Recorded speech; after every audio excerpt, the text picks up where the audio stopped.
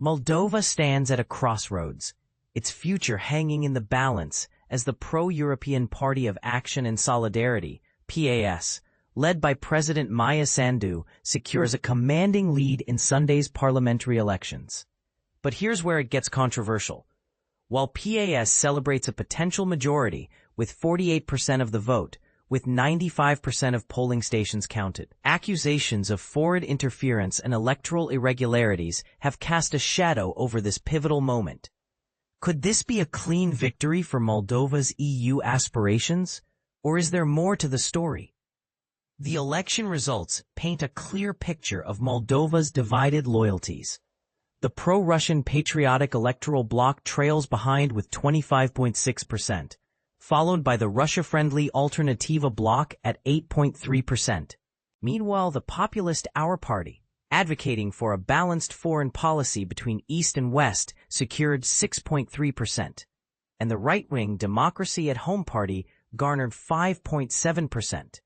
These numbers reflect a nation torn between competing geopolitical influences, with PAS's win signaling a strong tilt toward Brussels.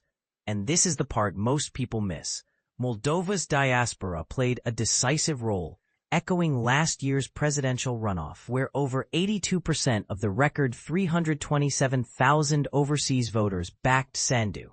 This time, however, the process was marred by allegations of voter fraud, including claims of illegal transportation to polling stations and tampering with blank ballots. Sandu herself accused Russia of massive interference, a claim Moscow has repeatedly denied as unsubstantiated.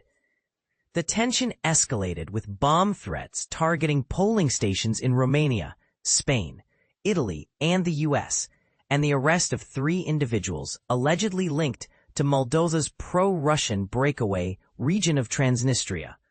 Police claim these suspects plan to cause mass destabilizations using pyrotechnics and flammable materials. Is this evidence of foreign meddling, or are these isolated incidents being blown out of proportion? PAS leader Igor Grosu didn't hold back, stating, "Russia's attempts to hijack the electoral process have been huge." Prime Minister Doran Resian had earlier warned of Russia's alleged multi-million-dollar efforts to take power through vote-buying schemes and cyber attacks. Yet pro-Russian opposition leader Igor Dodon dismissed these claims as baseless while casting his vote.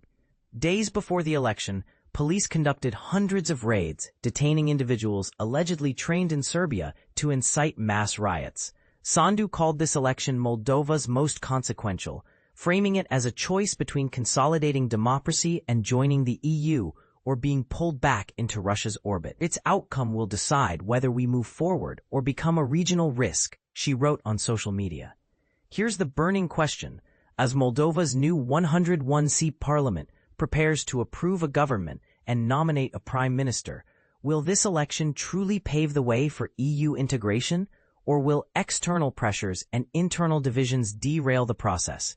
What do you think? Is Moldova's pro-European path secure, or is the country still vulnerable to outside influence? Let's discuss in the comments.